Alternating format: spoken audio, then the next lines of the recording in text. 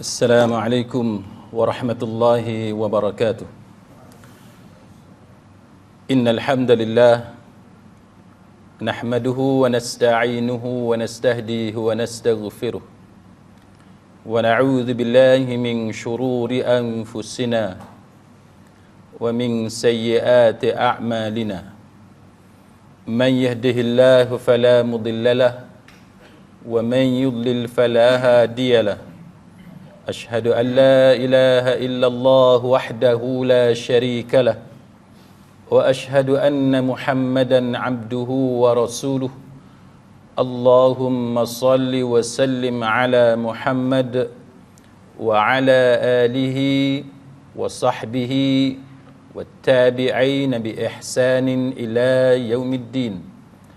Amma ba'd. Rabbi syrah li sadri wa yassir li amri wahlul 'uqdatam min lisani yafqahu qawli.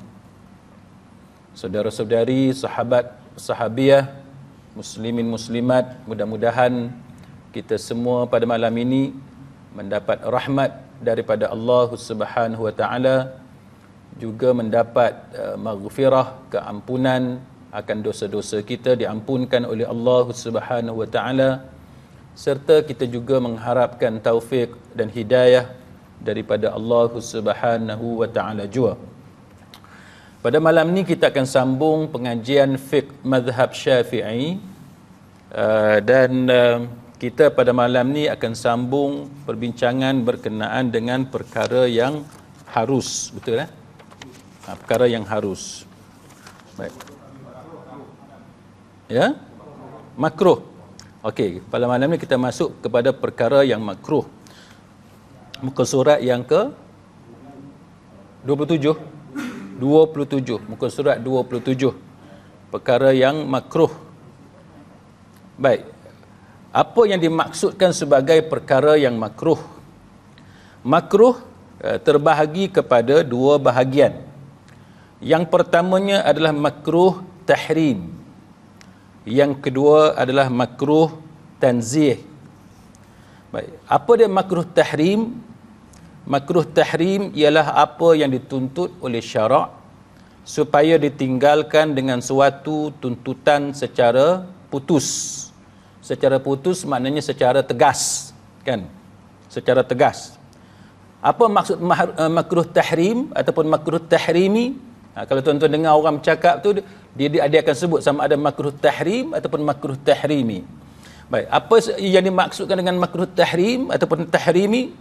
Ialah apa yang dituntut oleh syarak supaya ditinggalkan dengan suatu tuntutan secara putus, maknanya secara tegas.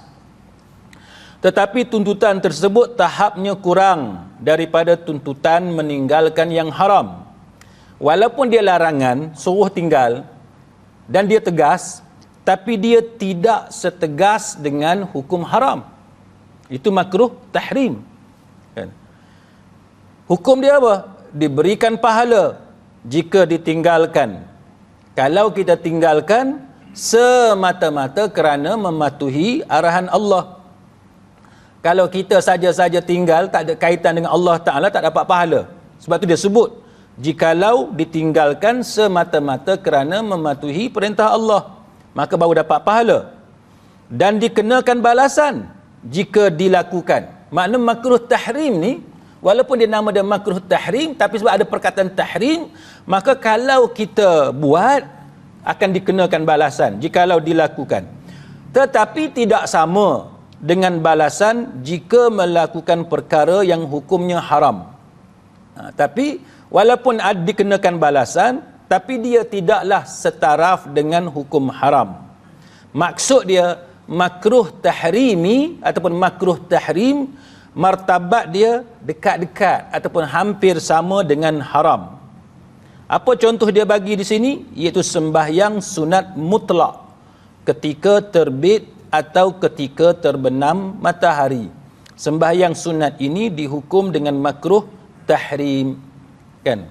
Sembahyang sunat mutlak ketika terbit atau ketika terbenam matahari. Sebab apa dia sebut sembahyang sunat mutlak? Sebab kalau sembahyang sunat yang ada sebab, yang tu terkecuali. Contohnya kita masuk dalam masjid, ataupun macam surau kita ni bagi sesiapa yang berpegang kepada fatwa yang kata surau kita ni masjid, maka dia masuk surau ni, dia baca doa masuk masjid, lepas tu dia semayang tahiyatul masjid, kan? Walaupun waktu tu kan dilarang untuk sembahyang sunat mutlak, tapi itu sembahyang sunat mutlak. Jadi bila kita sembahyang tahiyatul masjid, maka itu terkecuali. Jadi itu yang dimaksudkan sebagai makruh tahrim ataupun makruh tahrimi. Baik, kita banding dengan makruh tanzih. Banding dengan makruh tanzih. Apa beza makruh tahrim ataupun makruh tahrimi dengan makruh tanzih? Makruh tanzih ialah apa yang dituntut oleh syarak supaya ditinggalkan dengan suatu tuntutan secara tidak putus, tidak tegas. Diberi pahala apabila ditinggalkan kerana mematuhi arahan Allah. Jadi kalau kita tinggalkan perkara makruh tahrim, makruh tanzih, maka dapat pahala. Tapi kalau kita buat juga, kita langgar, tidak dikenakan sebarang balasan jikalau dilakukan. Contoh apa dia? Berpuasa pada hari Arafah bagi jemaah haji. Sekiranya puasa ditinggalkan kerana mematuhi arahan Allah, ia akan diberi pahala dan tidak akan dikenakan balasan dosa jika ditunaikan puasa tersebut. Kita puasa, apa tujuan kita puasa? Nak pahala. Tapi pergi puasa waktu makruh. Puasa buat apa? Kan? Jadi bila siapa yang puasa juga pada waktu yang dilarang berpuasa, sebagaimana jemaah haji di hari Arafah, maka dia tidak diberi pahala. Kan? Maka dia tidak, jikalau dia berpuasa juga, maka dia tidak akan dikenakan dosa. Kan? Tapi dia akan dapat pahala kalau dia tinggalkan puasa pada hari Arafah bagi jemaah haji. Jadi ini yang disebut dalam kitab kita. Baik, sekarang saya nak tambah sedikit tuan-tuan sekalian daripada apa yang ada dalam kitab kita. Contohnya tuan-tuan, apa yang disebut sebagai suatu perbandingan. Yang ni ada tambahan sedikit dengan perbandingan dalam mazhab lain. Mazhab lain ni maksudnya ialah khususnya mazhab Hanafi. Kan, khususnya mazhab Hanafi. Baik, sebab apa mazhab Hanafi? Sebab mazhab Hanafi ni dia sangat kerap menggunakan perkataan kan makruh tahrim. Baik. Tapi pada masa yang sama kalau kita lihat mazhab Syafi'i juga pakai kedua-dua istilah ni. Dia sebenarnya dua istilah ni tuan-tuan, makruh tahrimi dengan makruh tanzih, kan? Dia sangat banyak didapati dalam mazhab Hanafi. Tapi oleh sebab ulama Syafi'iyah, mazhab Syafi'i juga menggunakan perkataan ni, sebab tu dalam kitab kita ni kan, dalam fiqh mazhab Syafi'i yang kita mengaji malam ni, disebut tentang dua perkataan yang makruh tahrimi dengan makruh tanzih. Jadi pada malam ni kita tambah sedikit tuan-tuan dengan buat perbandingan dengan mazhab Hanafi, supaya tuan-tuan boleh nampak lebih jelas dia punya illustration dia, kan, gambaran dia. Baik, contoh dia sebut dalam mazhab Hanafi. Ini sebagai satu perbandingan supaya tuan-tuan boleh tengok. Dalam kitab Al-Wajiz fi Usulil Fiqh oleh Sayyid Alawi Al-Maliki, kan, dia kata apa? Makruh tahrim, kalau dalam mazhab Hanafi ni maksud dia apa? Dia kata makruh tahrimi adalah sesuatu yang dituntut oleh syari'. Syari' maknanya Allah. Syari' ni maknanya yang memberi syariat, kan, yang bagi syariat kepada kita, Allah, kan, untuk ditinggalkan, supaya kita tinggalkan secara pasti, secara putus, dengan tegas, dengan dasar dalil zanni, kan, dengan dasar dalil zanni seperti hadis ahad. Sebab apa dia kata dalil zanni? Dalil zanni sebab tidak jelas tentang pengharaman tu. Pengharaman tu tidak jelas, maka dia zon, kan, dia atas dasar zon. Maka dengan sebab zon tu dia makruh, tapi dia makruh tahrimi. Itu sebagaimana dalam mazhab Hanafi, kan. Maka dia kata makruh tahrimi, dia kata ada persamaan dengan hukum haram. Ada persamaan. Apa persamaan dia dengan hukum haram? Ni cerita dalam mazhab Hanafi, iaitu sama-sama dapat dosa bila dilakukan. Sama-sama dapat dosa apabila dilakukan. Tetapi yang menjadikan keduanya berbeza adalah sumber dalil dia itu berbeza. Kan? Contoh dia kata, hukum haram. Dalil dia, pasal apa dia haram? Sebab dia qat'i. Dia daripada sumber seperti Quran. Dia qat'i. Quran ni kan qat'i. Kan? Ataupun hadis mutawatir. Kan? Hadis mutawatir. Kan? Banyak jalur dia kan. Hadis tu hadis mutawatir. Lepas tu ataupun ijma', kan, semua ulama tak ada khilaf, semua ulama sepakat dengan satu pendapat, itu ijma' dan qiyas. Lepas tu dia kata manakala makruh tanzih dia bersifat zanni, kan, tanzih dia zanni, sebab tu dia tidak dikenakan dosa bagi sesiapa yang melanggar hukum makruh tanzih. Baik. Perbezaan antara makruh tahrim dan haram. Apa beza makruh tahrim dan haram? Dia kata sekalipun keduanya berdosa, kan? Keduanya berdosa. Dia kata makruh tahrim adalah perbuatan terlarang yang didasarkan pada dalil yang memungkinkan ditakwil. Maknanya ada kemungkinan kita boleh takwil, kan, dengan maksud yang berbeza, kan, dengan hukum yang berbeza. Kan, sementara haram adalah perbuatan terlarang yang didasarkan pada dalil qat'i yang tidak boleh ditakwil seperti Quran, hadis, ijma' dan qiyas. Maka dia kata bahawa kesimpulan dia ialah makruh tahrimi adalah bentuk larangan yang mengakibatkan dosa bagi yang melakukannya. Mana kalau kita tengok dari situ, apa yang disebut dalam kitab kita ni, dia lebih kurang sama dengan mazhab Hanafi, kan? Dia lebih kurang sama dengan mazhab Hanafi. Itu makruh tahrimi. Baik, kemudian dia kata makruh tanzih. Makruh tanzih, berkata Sayyid Alawi Al-Maliki, dia kata apa? Dia kata makruh tanzih adalah sesuatu yang dituntut oleh syari' tidak secara pasti, tidak secara tegas, kan? Tidak secara putus. Maka dia kata dapat difahami bahawa makruh tanzih adalah suatu tuntutan yang tidak pasti untuk meninggalkan sesebuah pekerjaan. Oleh sebab itu, sesiapa yang melakukan perbuatan makruh tanzih tidak akan dapat dosa, tetapi menyalahi dari segi afdal tidak afdal, kan? Maka dia kata makruh tanzih ni dalam mazhab Syafi'i, biasanya kita guna perkataan makruh sahaja.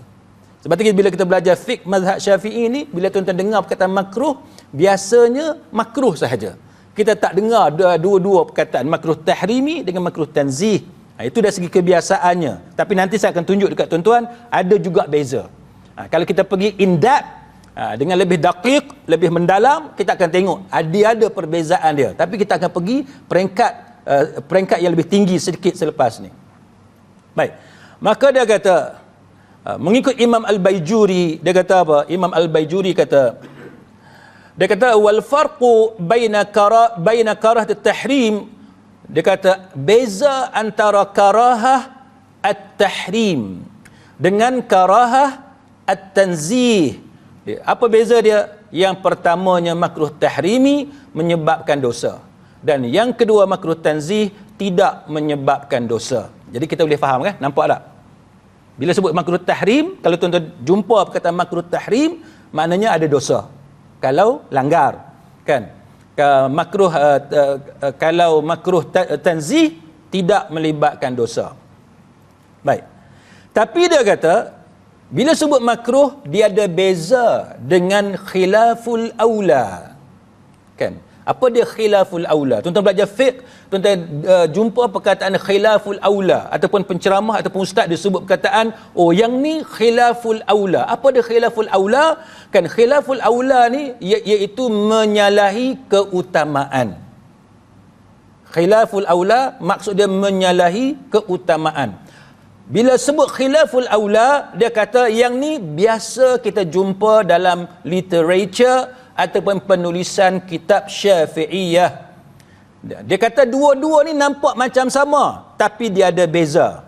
Nak tahu beza macam mana? Maka dia ambil apa yang disebut qaul daripada Imam As-Subki. Kan apa kata Imam As-Subki? Imam As-Subki kata yang dikatakan khilaful aula itu, dia kata beza dengan makruh. Beza dengan makruh. Khilaful aula maknanya menyalahi atau bertentangan dengan keutamaan. Yang mana lebih utama. Itu maksud khilaful aula. Dia kata contoh, larangan dalam hukum makruh. Ni benda makruh. Bila sebut makruh, dia ada nas yang mana Nabi larang. Itu makruh. Khilaful aula, dia tak ada nas yang jelas Nabi larang. Makruh memang ada Nabi larang. Yang tu yang tuan-tuan kena tahu mula-mula. Kan? Contoh Imam Subuki bagi. Dia kata jikalau salah seorang kamu masuk dalam masjid, maka janganlah duduk, kan? Ni hadis Nabi kan. Janganlah duduk sebelum solat 2 rakaat. Masuk masjid ataupun tuan-tuan masuk surau, bagi siapa-siapa yang pegang pendapat surau kita ni sebagai masjid, masuk masjid atau masuk surau yang dia hukum sebagai masjid, jangan duduk kecuali dia sembahyang 2 rakaat. Kan tahiyatul masjid. Kan tahiyatul masjid ni sama ada tuan-tuan sembahyang tahiyatul masjid itu sendiri ataupun apa-apa sembahyang yang pertama yang tuan-tuan buat. Maknanya kalau tuan-tuan masuk, orang dah sembahyang fardu, maka fardu itulah memadai sebagai tahiyatul masjid. Nampak kan? Itu yang kata tahiyatul masjid. Maka dia kata bila masuk masjid, tiba-tiba kita tak sembahyang tahiyatul masjid, maka dia jadi makruh. Dia bukan khilaful aula. Sebab apa? Sebab memang Nabi larang. Ada hadis Nabi kata jangan duduk. Nabi kata larang tak? Betul tak? Bila sebut jangan tu makna larangan. Jangan duduk kecuali dia semayang dulu. Itu makna makruh. Imam Subuki kata sementara khilaful aula, dia tidak ada nas yang berdiri sendiri. Tak ada nas yang berdiri sendiri. Sebagaimana larangan meninggalkan sembahyang sunat zuhur, kan? Sembahyang sunat zuhur, qabliyah ke ba'diyah ke, kan? Tuan-tuan masuk masjid, tunggu sembahyang zuhur, tuan-tuan tak sembahyang qabliyah sebagai contoh. Apakah itu makruh? Kita tak sembahyang sunat qabliyah zuhur. Apakah itu makruh? Tidak makruh. Sebab apa tidak makruh? Sebab Nabi tidak larang. Nabi tidak larang. Tapi dia panggil khilaful aula. Tuan-tuan hilang keutamaan. Sebab apa hilang keutamaan? Sebab Nabi suruh semayang. Betul tak? Nabi suruh qabliyah. Nabi suruh ba'diyah. Itu sunnah. Tapi bila tuan-tuan tidak buat, dia tidak makruh. Dia bukan perkara yang dibenci. Bukan perkara yang dibenci. Tapi dia adalah perkara khilaful aula. Itu istilah.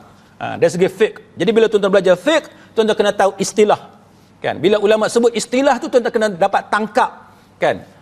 Sharply, kan? Dengan smart, tuan-tuan kena tahu beza. Bila sebut khilaful aula ni apa dia, makruh tu apa dia. Ya, ya. Kalau hari Jumaat, pos kedua dah, kita nak masuk, kita nak solat, bukan kita dengar. Okey. Hari Jumaat kita telah masuk dah khutbah. Khutbah yang kedua. Bila masuk kita dah masuk khatib dengan khutbah. Lepas tu sekarang soalannya ialah kita nak dengar khutbah ataupun kita nak semayang dulu. Betul tak? Nak semayang dulu. Ada hadis daripada Nabi sallallahu alaihi wasallam, ada satu orang sahabat dia masuk dalam masjid, kan dia duduk. Kan dan Nabi suruh dia semayang dulu. Maka kita kena semayang dulu. Cuma cara dia ialah kita jangan semayang lama-lama. Kan? Hendaklah semayang yang ringan, direngkaskan semayang cepat. Tapi jangan cepat macam dalam YouTube Indonesia tu. Kan laju, bukan cepat lagu tu. Cepat maksud dia dengan memelihara semua hak-hak semayang. Faham kan? Kita cepat tapi dengan memelihara semua hak semayang. Jangan cepat sampai semayang tu jadi batal, tidak khusyuk. Bukan macam tu. Jadi jawapannya ialah sembahyang dulu, kan? Kemudian sembahyang dahulu untuk tahiyatul masjid dengan sembahyang yang ringkas dan pendek, dan lepas itu hendaklah mendengar khutbah. Okey lah. Baik. Jadi itu tuan-tuan sekalian yang disebut sebagai khilaful aula. Jadi berdasarkan apa yang disebut oleh Al-Imam As-Subki, itu menunjukkan kepada kita bahawa adanya perbezaan antara perkataan khilaful aula dengan perkataan makruh. Baik, sekarang saya nak tunjuk kepada tuan-tuan macam mana makruh ni dia ada juga beza dia. Bila kita mengaji tinggi sikit, kan, kita akan jumpa bahawa ada ketikanya perkataan makruh, terutamanya bagi siapa yang belajar kitab dalam bahasa Arab. Bila dia jumpa perkataan makruh, dia tak boleh sewenang-wenangnya pergi faham makruh tu sebagai makruh tajuk kita malam ni. Sebab ada ketikanya makruh yang disebut dalam kitab yang ditulis oleh ulama, maksud dia haram. Ada ketikanya dia jadi haram. Jadi kita nak kena tengok keadaan-keadaan yang tertentu. Maka contoh untuk malam ni tuan-tuan sekalian antaranya ialah Imam Syafi'i sendiri. Dan Imam Syafi'i sendiri dalam kitab dia Al-Um. Dan kitab dia Al-Um. Baik, Imam Syafi'i dalam kitab dia Al-Um, dia memang menyebut perkataan makruh. Tapi para ulama mengatakan bahawa apabila Imam Syafi'i menggunakan perkataan makruh dalam Al-Um, tidak semestinya maksud dia adalah makruh. Dia boleh jadi maksud dia adalah haram. Baik. Contoh, kita start dengan satu contoh berkenaan dengan isu kontroversi tuan-tuan sekalian, iaitu menjimak tawanan perang dalam keadaan belum dibawa balik ke dalam negara kita. Katalah perang antara apa? Malaysia dengan Amerika. Perang jihad ni fi sabilillah, kan, kerajaan declare seluruh negara OIC isytihar perang, katalah satu negara mana-mana lah, kan, nanti sebut Amerika jadi sensitif pula, kan, satu negara lah mana-mana, itu adalah jihad fi sabilillah. Baik, maka bila kerajaan sendiri declare, kan, katalah gabungan negara-negara Islam ni berhadapan dengan musuh umat Islam tanpa kita namakan mana-mana negara, maka itu adalah jihad fi sabilillah, betul tak? Sebab dia diisytiharkan oleh pemerintah. Maka bila jihad fi sabilillah, perang tu musuh kalah, kita dapat tawanan tu, antaranya tawanan itu adalah kaum wanita. Maka boleh atau tidak boleh kita sebagai tentera Islam menjimak tawanan perang tu dalam keadaan dia masih dalam negara dia, kita belum bawa balik lagi. Ni cerita tak tahu bila nak berlaku ni. Kan, ni dengar orang lelaki ni, oi, syok ustaz malam ni. Kan, syok nak perang bila tak ada perang lah. Kan, tapi kalau berlaku perang, ni hukum dia, kan. Hukum ni kontroversi sebab ulama berbeza pendapat, ada macam-macam pendapat tentang isu ni. Tapi ini sekadar contoh, kan. Orang pun kat belakang jangan marah kat saya lah. Ni kebetulan contoh macam ni, kan. Apa kata Imam Abu Hanifah, kan? Apa kata Imam Abu Hanifah? Dia kata, jikalau imam telah berkata, siapa-siapa, kan? Qala Abu Hanifah rahimahullahu ta'ala, dia kata, idza kana al-imam qala man asaba syai'a fahuwa lah, dia kata kalau imam dah kata dah, mana pemerintah dah bagi tahu, sesiapa yang dapatkan sesuatu, siapa-siapa dapat sesuatu, mana harta rampasan perang, maka dia kata fahuwa lahu, maka itu jadi hak dia. Jadi ownership itu dapat kepada orang tu, pemilikan tu dapat kepada orang tu. Lalu ada satu orang, kan, fa asaba rajulun jariyah, satu orang dapat satu perempuan, kan, satu orang dapat satu perempuan, maka dia tidak menjimak perempuan itu selama mana dia masih berada dalam negeri di location yang berlaku peperangan tu. Tak boleh jimak selagi dalam kawasan perang tu, tak boleh. Dia kena bawa balik dulu, balik Penang, balik Kepala Batas dulu. Contohlah, kan. Balik Penang dulu, balik Malaysia dulu, baru start cerita tu. Maka apa kata Al-Auza'i? Al-Auza'i kata boleh baginya untuk menjimaknya, dan ini adalah halal daripada Allah Subhanahu wa taala. Tengok tuan-tuan. Al-Auza'i, siapa dia Al-Auza'i ni tuan-tuan? Al-Auza'i ada di kalangan ulama mujtahidin.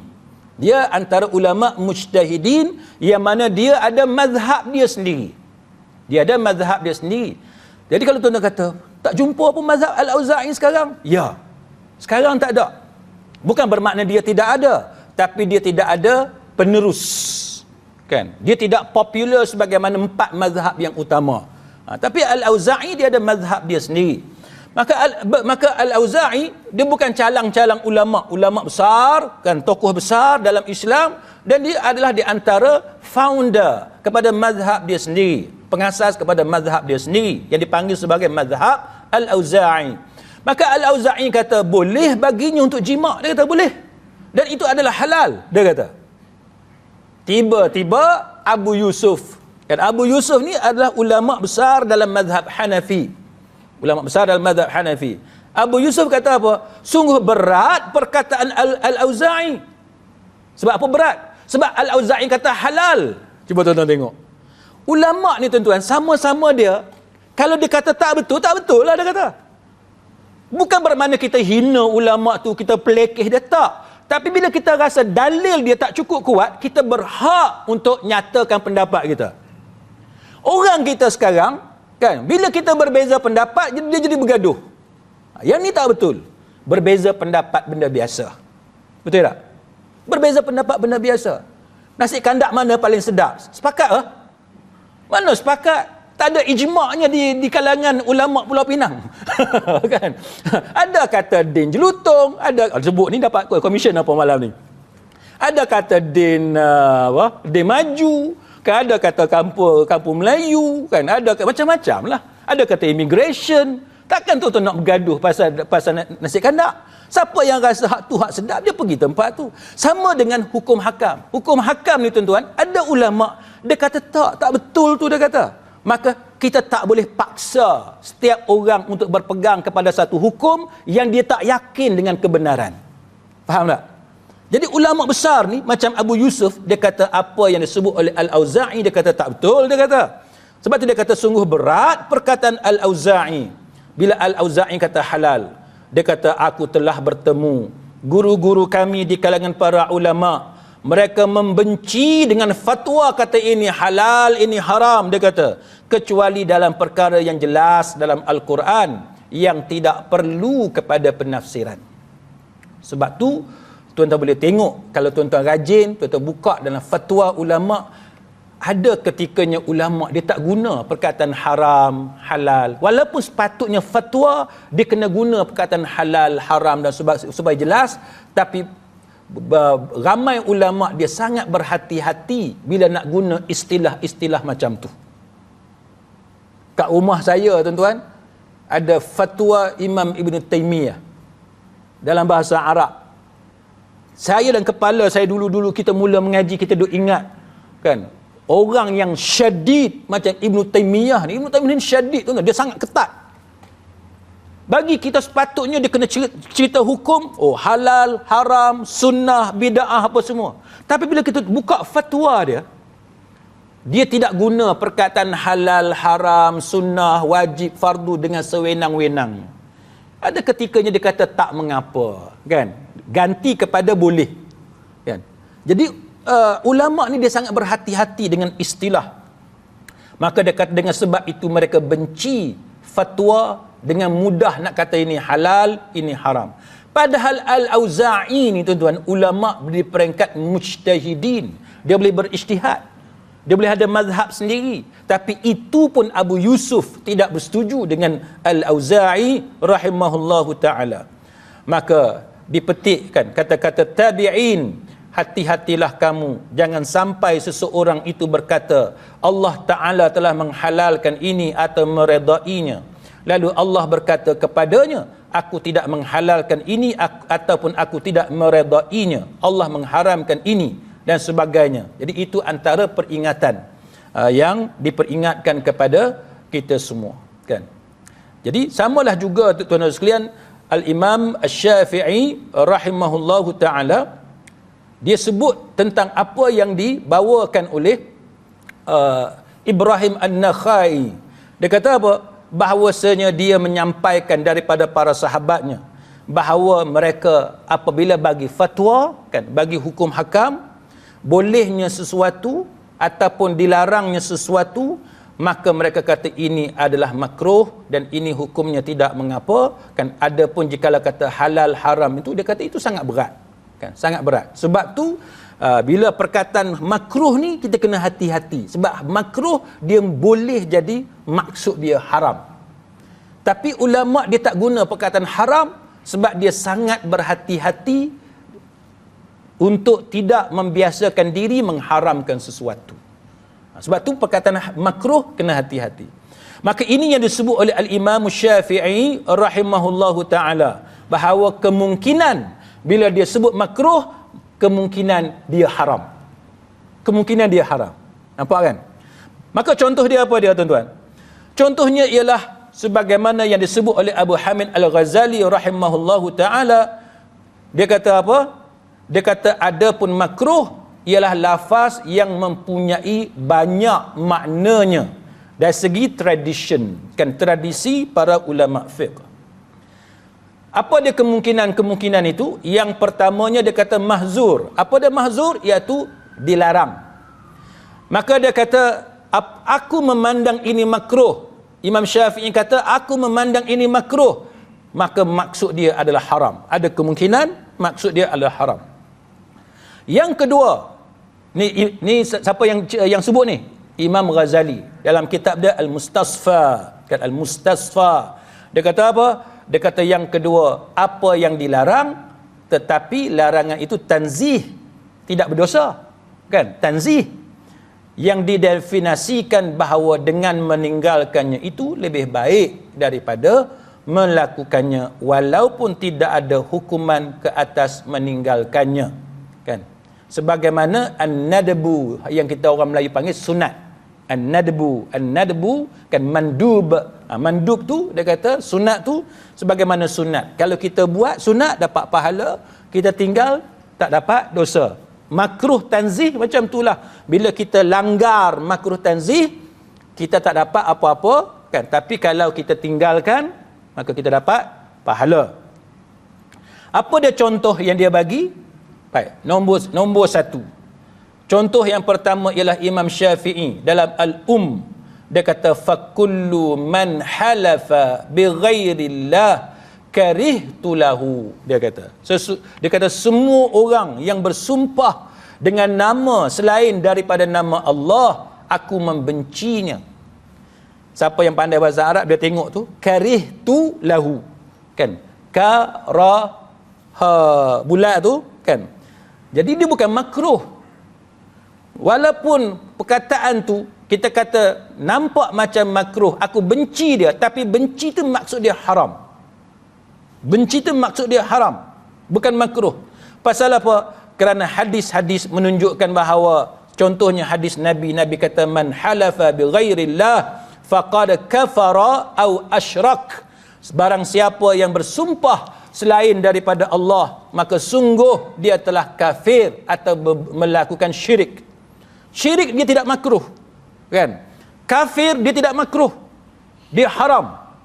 Jadi sebab itu bila Imam Syafi'i dia guna perkataan makruh, dia boleh jadi maksud dia adalah haram. Jadi kita kena hati-hati tentang yang itu. Contoh yang kedua, Imam Syafi'i kata aku membenci, wa akrahu, dia kata wa akrahu, aku membenci. Dalam kurungan disebut memandang makruh, melompat di atas bahu manusia, pundak tu bahu manusia pada hari Jumaat, sama ada sebelum masuknya imam, mana imam masuk naik atas mimbar khutbah tu, ataupun selepasnya, kerana hal ini menyakiti mereka dan merupakan adab yang buruk. Hari Jumaat timbul soalan, hari Jumaat kita masuk, pintu belah sana, sah belah depan, kan? Hak depan ni kosong, kita nampak ada ruang, kan? Boleh ke tak boleh bila kita masuk tu kita lalu nak pergi depan? Ni tajuk hak ni, kan? Tajuk yang ni. Baik, sebelum kita cerita yang tu, saya nak perhabis yang ni dulu. Dia kata bahawa aku benci, dalam kurungan memandang sebagai makruh, kan, melompat bahu manusia, melangkah bahu manusia pada hari Jumaat, sama ada sebelum masuknya imam masuk naik atas khutbah, ataupun selepasnya, kerana hal ini menyakiti mereka dan merupakan adab yang buruk. Kan? Siapa kata ni? Imam Syafi'i kata. Dalam kitab dia Al-Um. Al-Um ni makna kitab induk. Kitab induk. Kan? Kitab Al-Um ni kitab besar kan dalam mazhab Syafi'i. Baik. Dan dengan sebab itu, tuan-tuan sekalian, maka timbul persoalan tentang apa yang dimaksudkan oleh Imam Syafi'i sebagai makruh. Dan apa pandangan ulama-ulama Syafi'i tentang perbuatan orang yang melalui celah-celah orang. Apakah itu makruh juga? Maka kalau tuan-tuan tengok fatwa yang disebut, yang dibincangkan oleh mufti wilayah kan, berkenaan dengan perkara ni,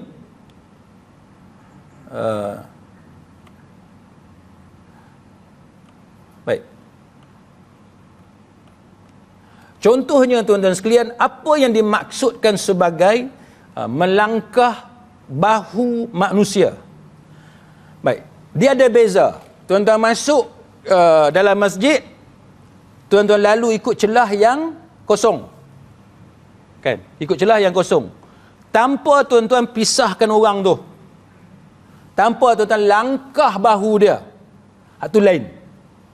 Okay, tuan-tuan lalu ikut celah-celah, ada ruang, maka itu satu hal. Satu hal lagi, dia duduk duduk rapat. Tuan-tuan minta laluan. Ataupun dia duduk rapat, tuan-tuan langkah kepala dia ataupun bahu dia.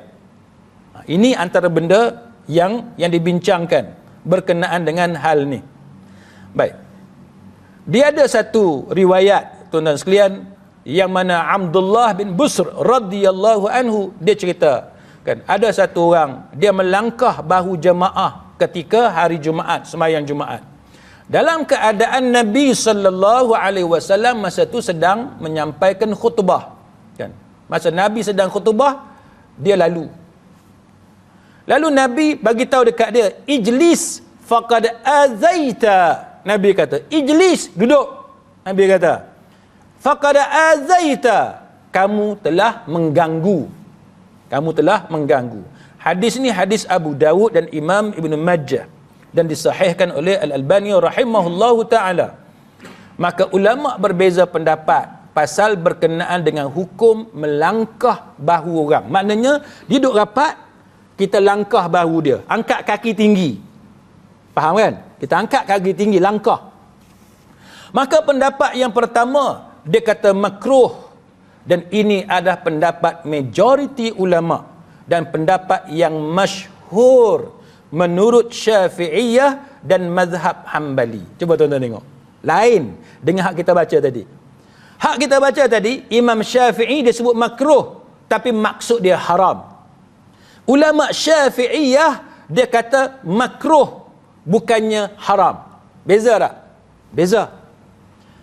Pendapat Imam Syafi'i tidak semestinya sama dengan pendapat ulama Syafi'iyah. Sebab tu bila kita mengaji fiqh mazhab Syafi'i, tuan-tuan kena tahu, hak ni pendapat Imam Syafi'i ke atau pendapat ulama mazhab Syafi'i? Itu lain. Sebagai contoh, sembahyang Isyak. Sembahyang Isyak. Pukul berapa sampai pukul berapa?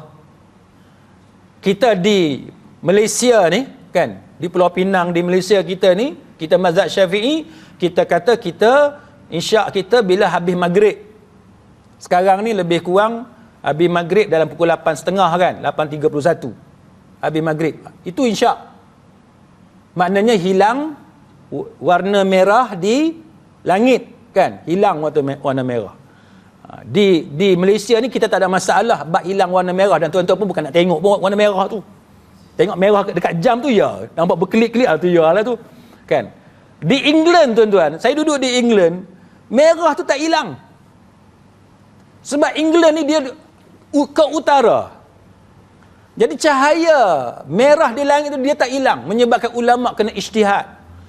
Takkan maghrib sampai subuh mana Isyak tak ada. Nampak tak? Sedangkan Isyak wajib. Isyak wajib. Tapi kalau kita pakai fiqh yang classical fiqh, selagi tak hilang color merah tu dekat langit, selagi tu maghrib ada.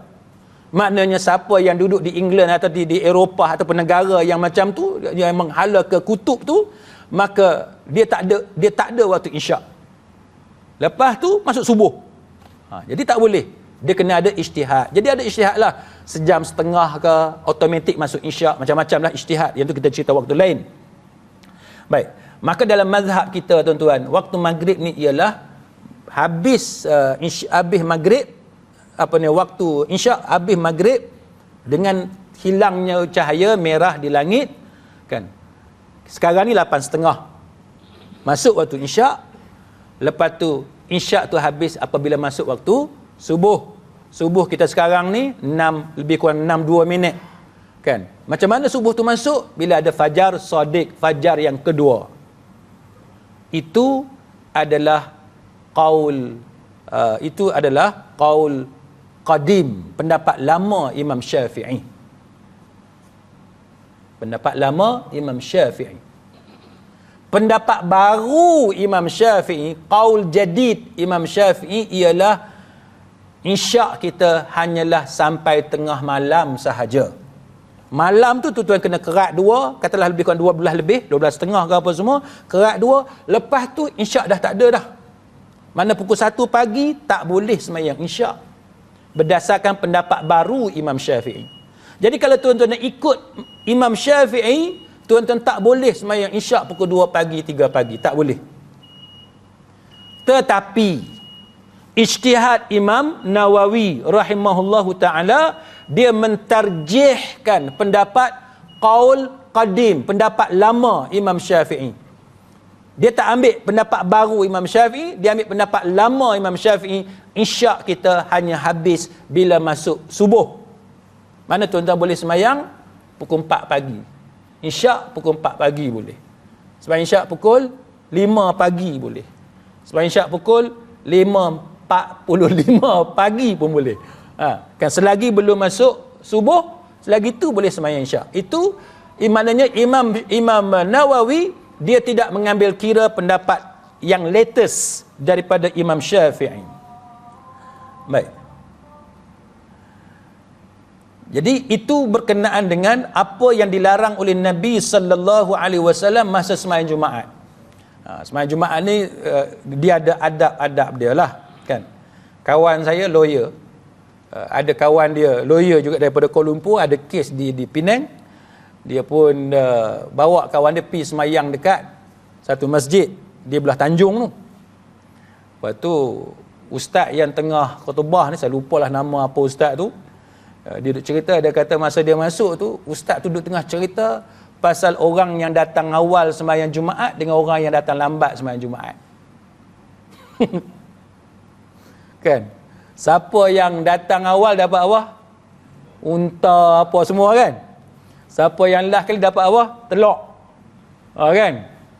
Jadi kebetulan hak kawan saya ni dia masuk masa ustaz tu duduk sebut telok. Lepas dia tunjuk dekat kawan tu. Kawan saya ni. Hak dapat telok kawan tu.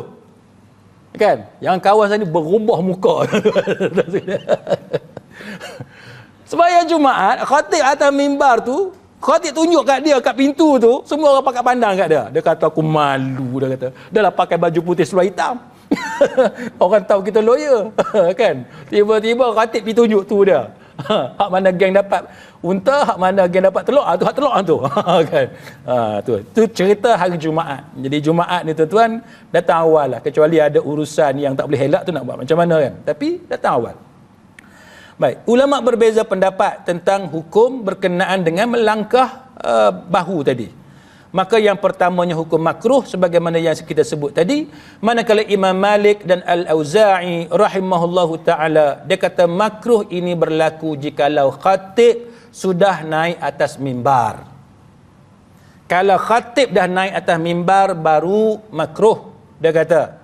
Maknanya melangkah bahu jamaah sebelum khutbah dimulakan dia tidak makruh di sisi pendapat Imam Malik dan Imam Al-Auza'i rahimahullahu ta'ala.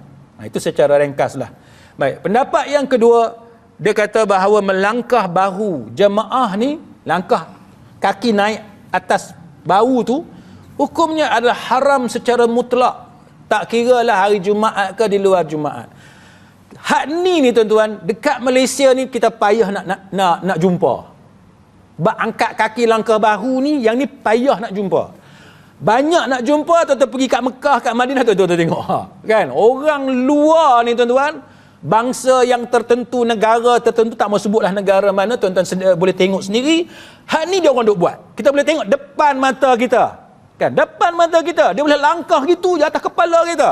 Hak ni sangat biadab. Dan inilah yang paling jelas berkenaan dengan larangan Nabi sallallahu alaihi wasallam, sebab Nabi sebut illah pengharaman. Apa dia illah larangan itu? Iaitu mengganggu atau menyakiti. Kalau kita minta lalu, lain. Kan? Ada ruang, kita lalu kot celah, itu lain. Tapi kalau duduk rapat dah, tiba-tiba orang daripada belakang tu dia punya tapak kaki duduk selisih dengan telinga kita. Selisih dengan telinga kita. Dah lah tumit dia hitam, waktu kita geram tu. Kan? Kalau tumit putih tak apa juga, putih kemerah-merahan, nampak bersih juga. Ni tumit tu kotak tu kita nampak, ikut celah ke tu hitam melekat apa semua. Kita tengok yang tu geli. Kan geli, dia pergi langkah tapak kaki dia macam tu. Maka hak ni biadab. Yang ni mengganggu, kan? Dan ini yang disebut sebagai pendapat yang lebih baik, pendapat yang lebih kuat. Baik, kemudiannya yang kata larangan ini sama ada Jumaat ataupun di luar Jumaat, inilah yang dinilai sebagai kuat di sisi muhaqqiqin. Muhaqqiqin siapa dia? Antaranya Al-Imam An-Nawawi rahimahullahu taala, Imam Ibnu Abdul Bar rahimahullah. Siapa dia? Imam Ibnu Abdul Bar. Imam Ibnu Abdul Bar adalah tokoh dalam mazhab Maliki, Nawawi mazhab Syafi'i, kan? Syekhul Islam dan sebagainya. Dan Imam Nawawi disebut kerana yang namanya mengganggu itu statusnya adalah haram, sama ada sedikit ataupun banyak. Jadi dia kata bahawa sebab Nabi sebut, kan, ijlis faqad azaita, Nabi kata duduk sebab kamu telah mengganggu. Jadi gangguan tu yang dilarang oleh Nabi sallallahu alaihi wasallam.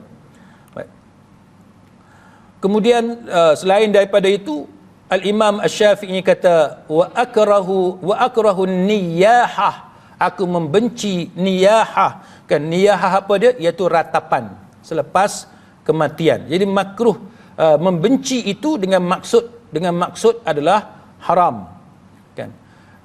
Wa akrahu lil muslim ay ya'mala bina'an aw nijaratan wa ghairahu fi kanaisihim allati li salawatihim. Aku memandang makruh bagi seorang muslim yang membina bangunan ataupun bangunan kayu, gereja yang digunakan untuk sembahyang mereka. Jadi makruh ini maknanya haram di sisi Imam Syafi'i. Tolong buat gereja orang Kristian, kita orang Islam dapat kontrak bina gereja, kan? Maka makruh tu di sini bukan maksud makruh tanzih, tapi makruh di sini dengan maksud adalah haram. Cuma mazhab Hanafi dia lain. Mazhab Hanafi dia kata boleh, kan? Boleh membina bangunan rumah ibadat orang bukan Islam dengan alasan itu adalah hak mereka, kan? Kita menjamin hak mereka untuk beribadat cara mereka. Tapi dalam mazhab Syafi'i dia kata haram, kan? Dan jumhur ulama kata haram. Jadi sebab itu bagi sesiapa yang nak jaga diri dia, kalau boleh elaklah, kan, daripada kita terlibat dalam sebarang tender ataupun projek pembinaan rumah ibadat orang bukan Islam. Yang tu kita bagi kepada orang bukan Islam untuk bina rumah ibadat mereka. Yang tu kita tak ganggu, kan? Kita tak kacau. Itu hak dia. Jaminan dalam negara kita, orang bukan Islam dia berhak untuk beribadat cara dia tanpa ada gangguan atau halangan daripada kita. Baik. Kemudian tuan-tuan sekalian, kalau saya boleh masuk sedikit, iaitu berkenaan dengan makruh yang disebut. Okey. Kemudian makruh hukumnya seorang lelaki mengimamkan solat seorang perempuan ajnabiyah, kan? Perempuan ajnabi yang bukan mahram dia, kan? Sebab apa? Sebab Nabi larang berkhalwat dengan seorang perempuan kerana yang ketiganya adalah syaitan. Kita masuk dalam surau, tengok ada orang perempuan nak semayang, kita kata nak semayang ke? Semayang dengan saya jadi imam. Eloklah. Kan? Eloklah. Yang tu makruh, tapi makruh di situ maksud dia haram. Sebab tu yang kita kata tadi, bila Imam Syafi'i dia guna satu-satu perkataan, kita kena hati-hati. Dan ini contoh Al-Imam An-Nawawi. Dia kata, Imam Nawawi dia petik perkataan Asy-Syirazi. Syirazi kata makruh hukumnya. Kan? Makruh hukumnya seorang lelaki mengimamkan solat perempuan yang asing, yang bukan mahram dia. Maka dia kata makruh ini maksud dia adalah makruh tahrimi, bukan makruh tanzih yang biasa kita guna tu. Makruh tahrimi makna ada dosa. Ada dosa. Walaupun kita semayang. Kan? Walaupun kita semayang. Sebab kita bersunyi-sunyian dengan perempuan tu. Baca Quran pun tapi bersunyi-sunyian. Kita ustaz, anak murid kita perempuan. Dalam surau tak ada orang. Kan? Bahaya. Bahaya. Kalau bini ustaz tahu, bini ustaz mai dengan rotan. Dia pergi hambat laki dia. Kan mengada-ngada rajin pula nak ajar Quran. Anak kat rumah tak mau ajak. Oh, rupa-rupanya rajin main surau nak ajar Quran pasal apa? Sebab seorang je anak murid perempuan. Kan? Seorang je. Memanglah rajin sebab setan tu ada, tuan-tuan. Jadi yang tu tak boleh. Kan? Yang tu tak boleh. Akhir sekali, tuan-tuan sekalian, kalau kita boleh tamatkan perbincangan walaupun panjang, tapi kita ambil satu lagi. Akhirnya Imam Nawawi kata hukum al-wisal. Apa dia hukum al-wisal? Iaitu puasa wisal. Hukum dia adalah makruh tanpa perbezaan pendapat di sisi kami. Maknanya di sisi ulama Syafi'iyah. Tapi makruh ni maksud makruh dia apa? Makruh haram atau makruh tanzih? Maka dalam al-majmu' Imam Nawawi kata ada dua pendapat. Yang paling benar di antara kedua pendapat ini, dia kata adalah makruh haram. Kan? Makruh haram.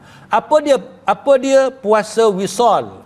Kan? Puasa wisal ni puasa berterusan tanpa berbuka pada waktu malam. Itu puasa wisal. Qadhi Iyad rahimahullahu ta'ala dia kata wisal ialah puasa berterusan. Masuk maghrib kita tak buka puasa. Maghrib kita tak buka puasa, isyak kita tak buka puasa sampai subuh esok. Kan? Itu puasa wisal. Manakala Imam Ibn al-Athir dia kata al-wisal ialah seseorang tu dia tidak berbuka puasa selama 2 hari atau lebih. Bila 2 hari dan lebih, maka itu adalah puasa wisal. Sebab tu timbul perbincangan makruh ataupun haram puasa wisal. Imam Mawardi dia kata wisal ialah berpuasa apabila seseorang lelaki itu berpuasa dalam sehari. Bila masuk waktu malam, dia masih tidak makan dan tidak minum. Dan bila dia bangun pagi, dia masih lagi puasa. Dan dia sambung selama 2 hari, tidak makan dan tidak minum. Itu maksud puasa wisal. Maka Imam Ibn Qudamah dia kata hukum dia makruh di sisi majoriti para ulama. Makruh. Kan?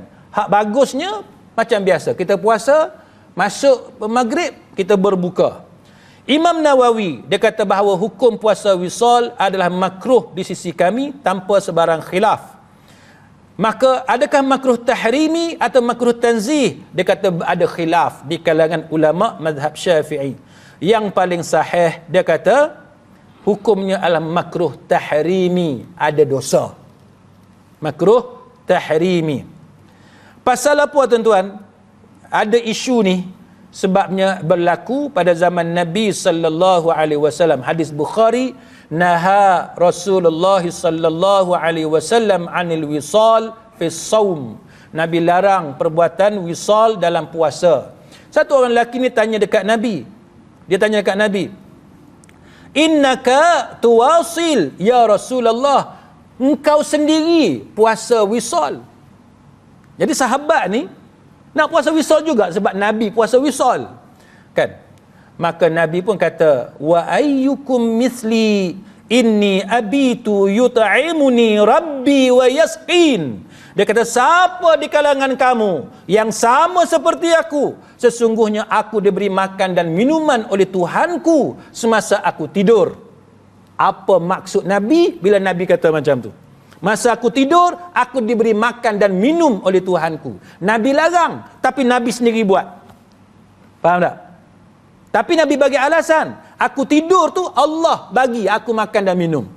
Itu menyebabkan khilaf di kalangan para ulama. Baik. Maka daripada khilaf ni, dalam satu hadis yang lain, Nabi sebut la tuwasilu, kan, fa ayyukum arada an yuwasila falyuwasilu hatta as-sahar. Jangan kamu berpuasa secara berterusan, wisal. Sesiapa di kalangan kamu yang mahu berpuasa secara berterusan, maka sambung setakat waktu sahur sahaja. Nak wisal juga, sampai maghrib tak buka lagi, isyak tak buka lagi, sampai sahur baru buka. Kalau nak wisal juga. Lalu sahabat tanya, engkau juga berpuasa secara wisal, berterusan wahai Rasulullah? Maka Nabi kata, aku tidak sama seperti kamu.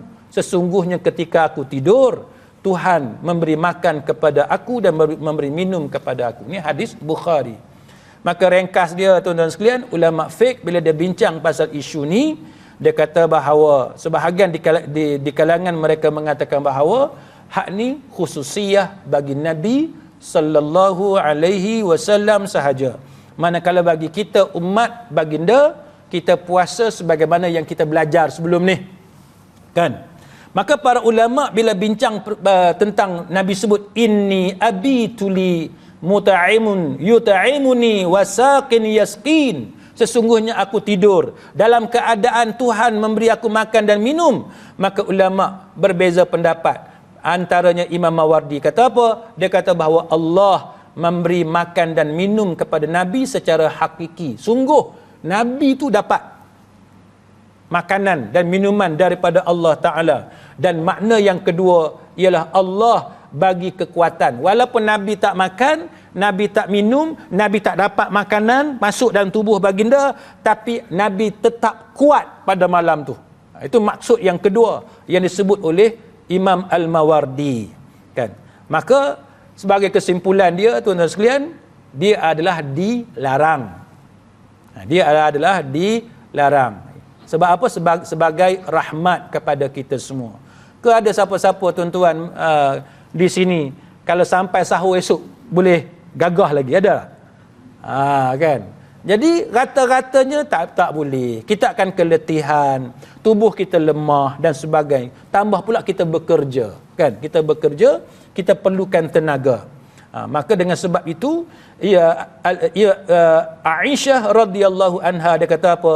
Dia kata naha Rasulullah sallallahu alaihi wasallam anil wisal rahmatan lahum. Dia kata Nabi sallallahu alaihi wasallam larang puasa secara bersambung itu sebagai satu tanda rahmat kepada umat Islam.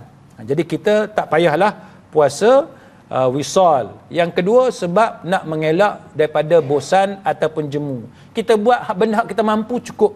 Jangan duk paksa-paksa memberatkan diri kita. Sebab apa? Sebab dalam hadis Bukhari, fa innallaha la yamallu hatta tamallu. Allah dia tak jemu kecuali kamu sendiri yang akan rasa jemu. Jadi kita ni buat ibadat tu jangan kita paksa sangat sampai memberat-beratkan diri kita. Jadi mudah-mudahan kita dapat ambil manfaat daripada perbincangan kita pada malam ini. Ada sebarang soalan ke? Tak ada.